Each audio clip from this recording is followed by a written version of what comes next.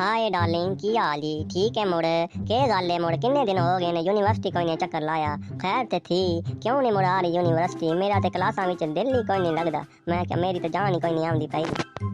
ओए मुड़ के दसा तेनू मुड़ साडी जेड़ी गां सी ना ओ मुड़ चोरी हो गई है ते मुड़ पुलिस स्टेशन जाके रपड़ पे दर्ज कराई है पुलिस वाले आंदे ने लब जासी पर हाले तक गां कोई नहीं है मुड़ लब्भी हुन ते साडा टप्पर ही मुड़ दुध पीन गया है मुड़ 6 किलो दुध मुड़ देनी सी मुड़ बोझन लगी पईयां सन हुन ते मुड़ परेशानी लगी पई है